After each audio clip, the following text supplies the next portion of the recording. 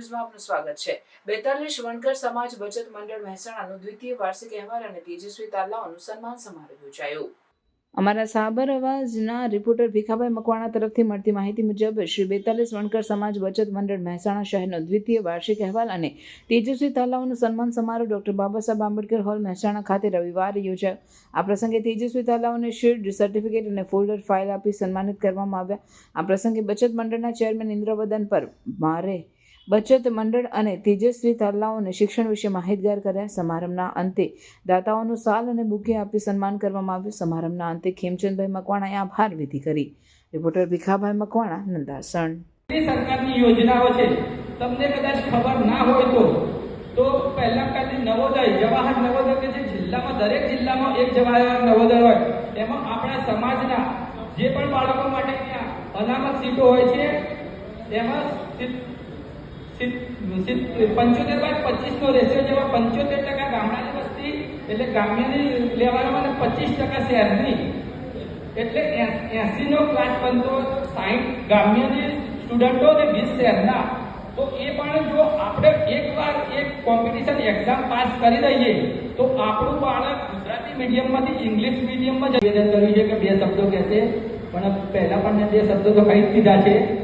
હજુ એક આપણું સન્માનમાં અધૂરું રહી જાય છે। આપણા બુજુર્ગ એવા બાબુ કાકાનું સન્માન આપણે કોઈએ કર્યું નથી, તો એવા બાબુ કાકાનું સન્માન અમારી ટીમના મુકેશભાઈ ખદલપુરથી કરશે। બાબુભાઈનું સાથ ઓઢાડી સન્માન ફરી વખત મુકેશભાઈ કરશે।